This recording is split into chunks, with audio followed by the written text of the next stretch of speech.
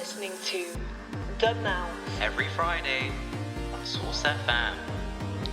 You're listening to The Mouth.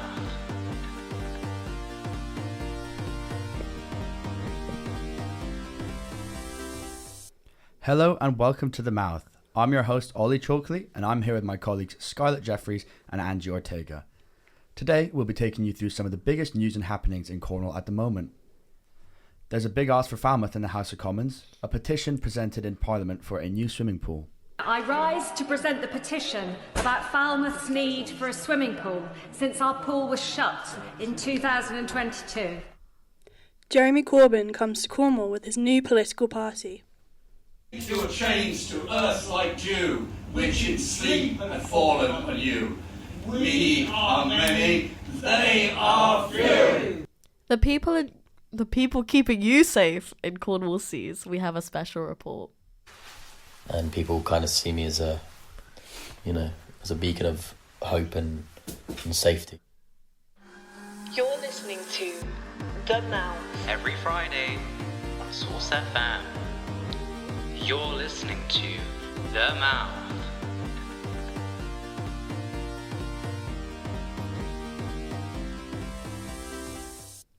Also in the show, we'll chat with Gemma Adams, one of the driving forces for the swimming pool in Falmouth. And of course, we'll have the all-important weather and surf updates to keep you in the loop. This week, a petition with nearly 6,000 signatures of people from Falmouth and the area was presented to Parliament. It's all about building a new swimming pool in Falmouth, the only big town in Cornwall without one. May Angelini reports. On Wednesday, 5th of November, Jane Kirkham, MP for Truro and Falmouth, presented a petition to Parliament calling for a new swimming pool in Falmouth. I rise to present the petition about Falmouth's need for a swimming pool since our pool was shut in 2022. The petitioners therefore request that the House of Commons urge the government to support the campaign to build a swimming pool in Falmouth, recognising the health and social benefits to the community, particularly as a facility for children growing up in a coastal area learning to swim safely. This petition received nearly 6,000 signatures, showing just how important this issue is to the local community. I spoke with Leah Wright, a swimming teacher at Truro Leisure Centre, to gauge the impact this closure has had on surrounding swimming pools and how important this petition really is. There's limited pool time in the day to facilitate the amount of schools needing the swim lessons. So students aren't receiving the ample amount of tuition and they're leaving lessons maybe not being able to swim the expected standard of 25 metres. Another centre in the area, such as in Falmouth, would help manage this demand. There has been a sharp decline in the percentage of children leaving Year 6 who can confidently swim a distance of 25 metres. For Cornwall as a whole, that percentage is now just 69%, and for Falmouth, it is likely to be lower.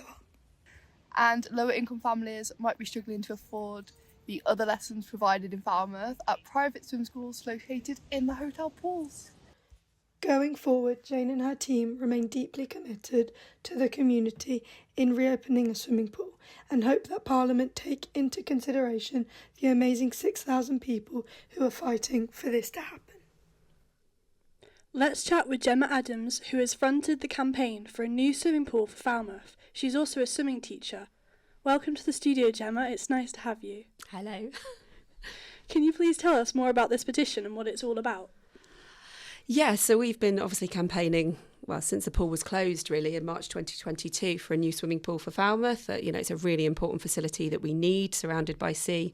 We've got Alan, the mayor, on board doing a sponsored swim. We work with Falmouth Town Council, but what's been brilliant is that Jane Kirkham, our local MP, with her, campaigns team, got together to create this petition, to take a paper copy to Parliament to show the importance of how we do need a swimming pool in this county, and that's why it was a paper copy, to show how many people physically went out and signed it. So she got up to almost 6,000 signatures, which was great because it was a relatively short campaign, but again it just really highlights the feeling of the community, and it's great to have Jane on board highlighting that in Parliament this week. That's really interesting, thank you. Why is this pool so important to you personally and other locals? As you were saying earlier in the report, we've got a vast number of children, especially since COVID, who are leaving primary school, not being able to swim, not being able to self-rescue. And we are surrounded, obviously, by the sea, not just one or two beaches. We've got a huge number of children that are leaving primary school that can't swim, which is obviously a danger. It's a vital life skill that everybody should learn. But it's such an important place where everybody can keep fit and active and healthy. And we haven't got that, and it isn't fair, and that's why we keep on fighting for it. Thank you. Can you tell us a bit more about the centre that you're running as a volunteer in the hope of getting a swimming pool? Yes, so we knew it would be a marathon, not a sprint. There's a lot that we're up against in terms of trying to get a new swimming pool back, which would be a 25-metre pool and a teaching pool rather than the old, fun style pool that was there, because the cost was so high in running that, which was why it closed.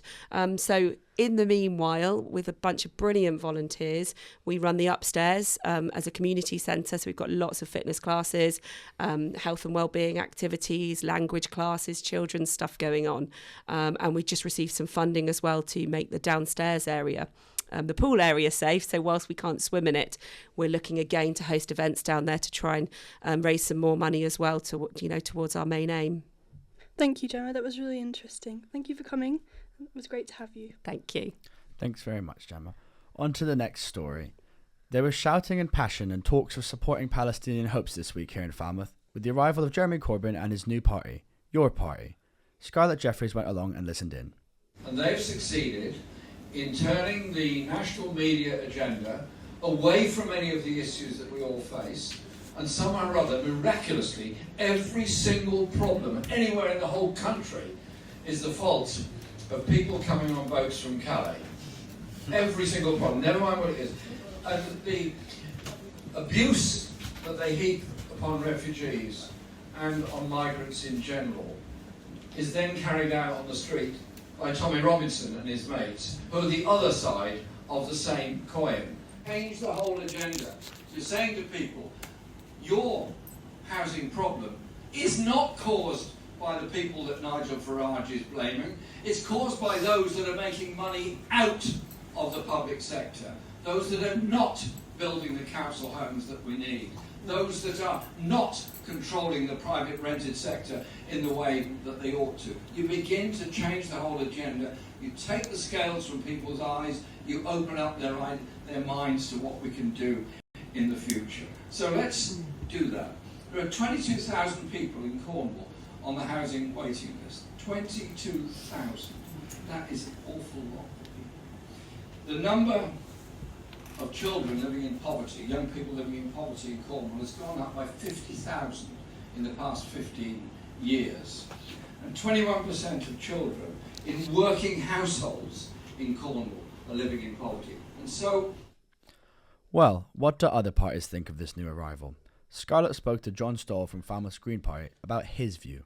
So I'm Jonathan Stoll and I'm a Green Party councillor on Falmouth Town Council. So what was your initial thoughts at the launch of your party? I suppose cautiously optimistic is the right word. I think it's necessary to have a true socialist movement, and I think your party is going to be necessary in terms of I think some of the figures in that party have very strong connections to trade unions who have been massively underrepresented in recent Labour governments, which I think is going to be a big part of your party's platforming, is how they utilise their relationship with the trade unions. I think it's important to note that your party doesn't actually have any policies yet. So it's got a steering group who will no doubt have massive influence on the policy. But actually, if your party is going to stay true to its purpose, all policy will be determined by its members.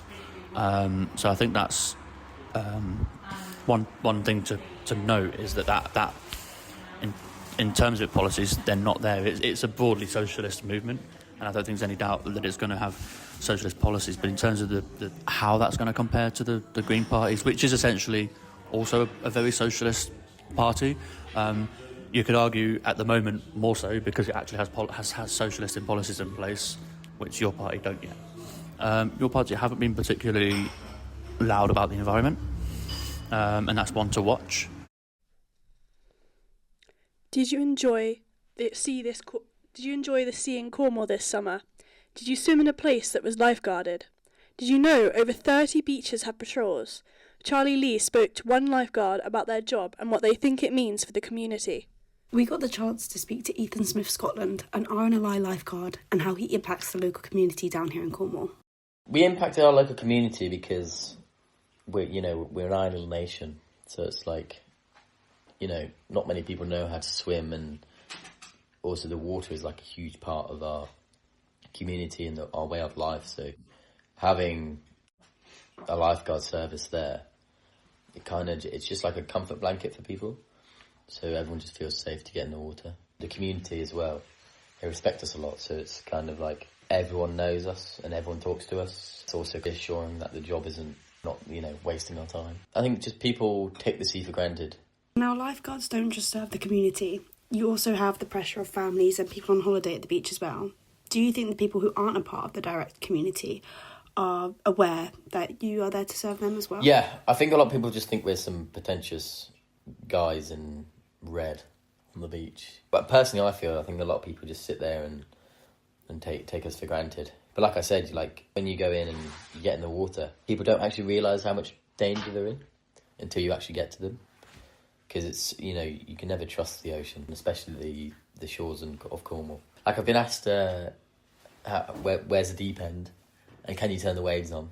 That's when you realise you're there for a reason, because, it doesn't matter how experienced you are or not. It's just such an unknown world. And we do a lot of preventive work. So a lot of the time I'm just up and down on my feet, just going, putting signs out, whistling people, in the water, telling people to swim back in. It all gets prevented, but it's just that one case where I turn my back to talk to someone because they've asked me what the flags mean. And then there's a flash rip and 20 people need rescuing. And are you proud of the difference that you're making, and are you aware that you are making that difference? It's that moment when you realise, when you get to them, they're not panicking. As soon as you go, I'm a lifeguard, are you okay? It all goes crazy. And when you bring him into shore, it's actually quite... sometimes I don't know what to say. So I'm just doing my job, but then it's also... It's weird because you're being thanked for something you do on the regular. I am proud because it's kind of cool that I'm skilled in that area, and people kind of see me as a beacon of hope and safety. So it's quite nice. You're listening to The Mouth. Every Friday on Source FM. You're listening to The Mouth.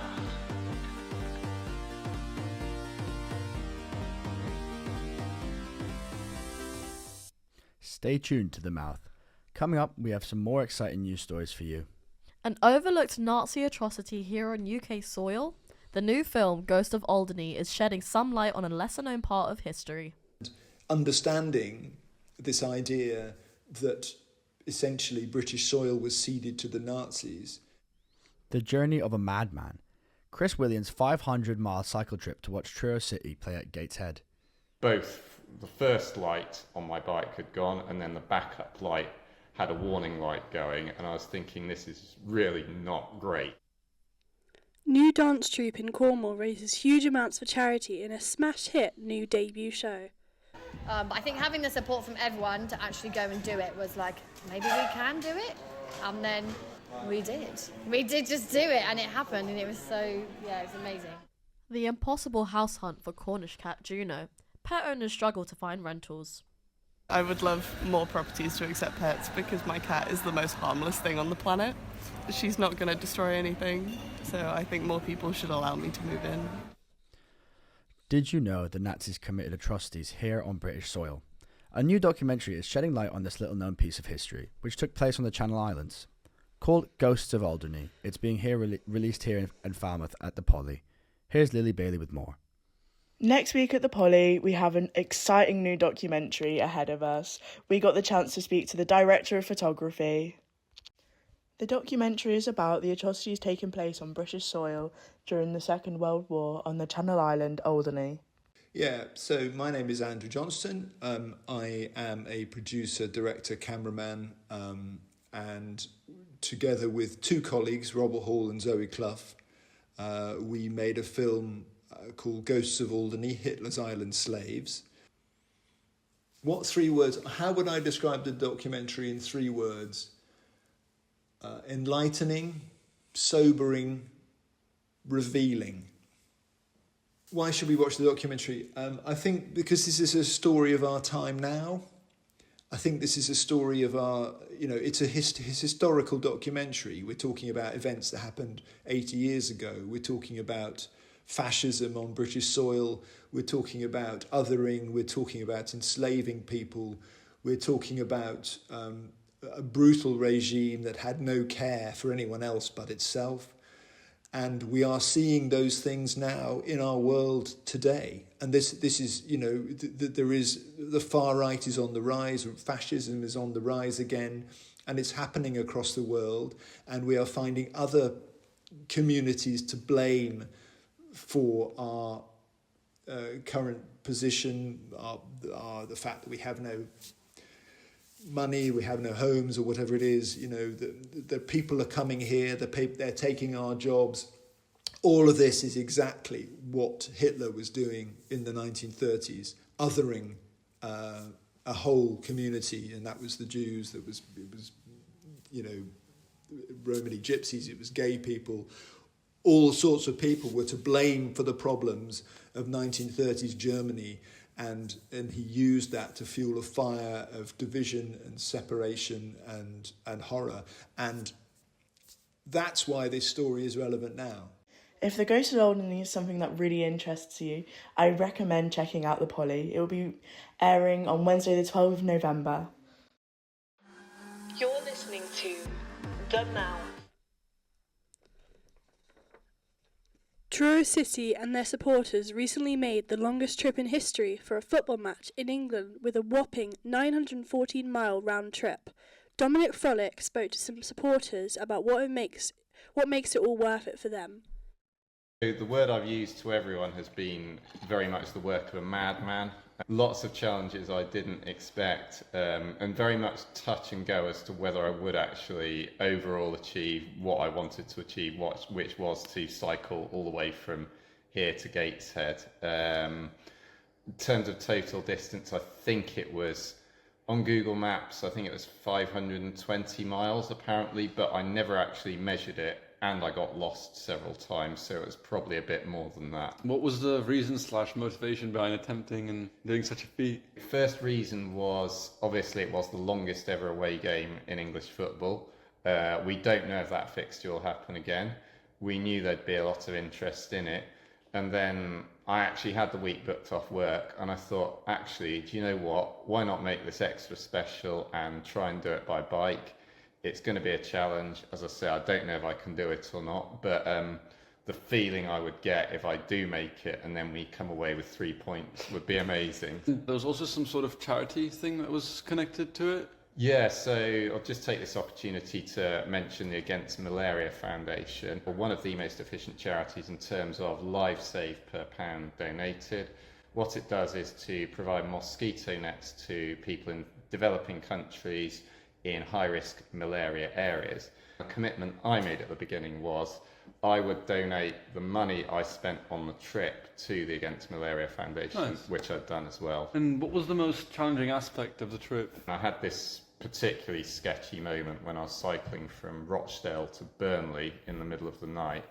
First of all, my phone is nearly dead and I'm not sure where I am. And secondly, both the first light on my bike had gone and then the backup light had a warning light going, and I was thinking this is really not great at this point. But yeah, luckily I made it through into Burnley and found somewhere that I could charge my phone, a kebab shop in the middle of the night, which was brilliant. But yeah, I wouldn't have thought batteries would be the biggest issue, but they were, yeah. Always can trust a good kebab shop. Yeah, absolutely. Those guys don't know how much they helped me, to be totally honest. The unpredictability of it was the most exciting thing and also the most challenging thing. If anyone's tempted to do something like that where people are saying you can't do this, I would say do give it a go. really, really interesting experience, the whole thing, and also just interesting seeing the way accents and people and countryside change gradually as you cycle through the country. I found that fascinating myself.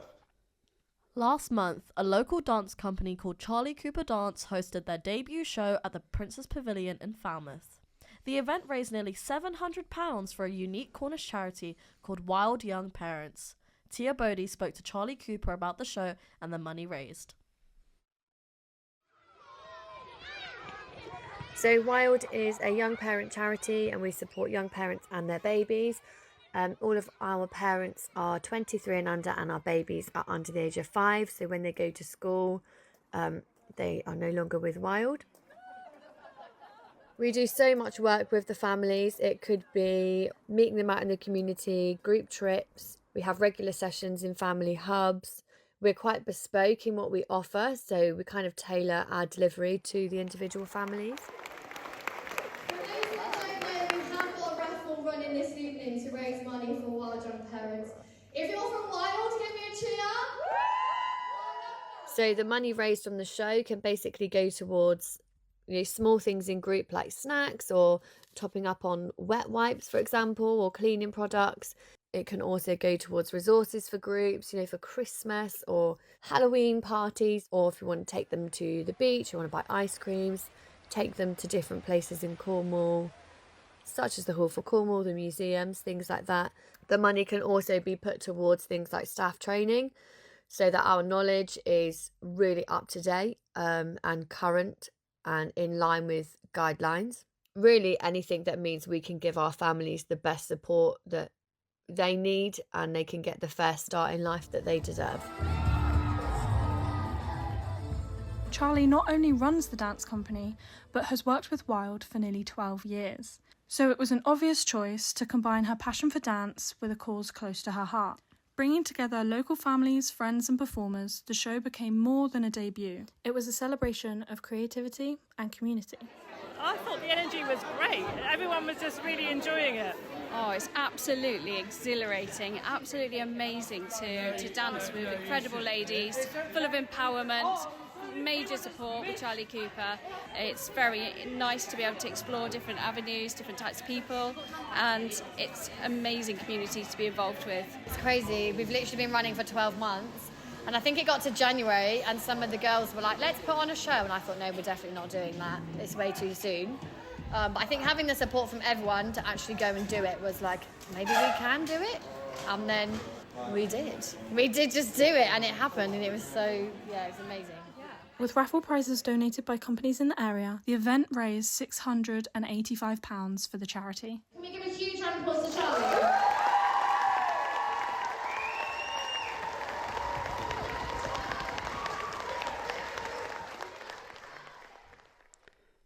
Only 8% of rental properties here in the UK are pet friendly. Here in Falmouth, the problem is even worse for students. There are currently no houses up for rent that allow animals. Maddie Rickson spoke to Cornish local and illustration student Maddie Birkinshaw about the struggles of living in Falmouth with her black cat Juno. Less than 1 in 10 rental properties are marked as pet friendly. How do you feel about that as a pet owner? I think that's not enough, personally. I have a cat called Juno. She's an indoor cat. She's only a year old. She's quite harmless. I would love more properties to accept pets because my cat is the most harmless thing on the planet. She's not going to destroy anything, so I think more people should allow me to move in. I keep finding places that might accept a pet, but they're never sure about it. They're very on and off with it. I feel like there's some kind of element of they're scared that the pet's going to destroy the property. It's more furniture damage, I think, than carpets. It's been a horrible experience. My landlady does not fix any of the problems that occur in my house. Just an all-round bad experience. Is this something that you've seen a lot in Cornwall specifically, with people having bad experiences with landlords, or do you think it's kind of like a problem in the whole country? It's a massive problem in Cornwall. All of the landlords I've had in Cornwall don't tend to do anything about the issues. They're all kind of old and don't have the money to fix anything in the houses. You're listening to The Mouth. And now for the weather. We've got grey skies overhead around midday. Hopefully it should clear up a little bit through the afternoon and into the early evening, so potentially expect a little bit of sun. Mid-evening till early morning will be overcast, so make sure you're wrapping up warm under a nice warm blanket with a cup of tea. The surf report for Falmouth today is expected to be poor, with small waves around 1 to 2 feet. However, other coasts across Cornwall, like Fistral North, are expected to have waves around 8 to 10 feet. Let's look at what's going on in Falmouth this weekend. Tonight, a poppy appeal at St. Luvia's Church. On Sunday, we have Repair Cafe at the Cornish Bank. And finally, we have a Cornish Modern Poetry tomorrow at Falmouth Art Gallery. And don't forget to tune in next week when we'll bring in more stories from our talented news teams. You're listening to The Mouth. Every Friday on Source FM. You're listening to The Mouth.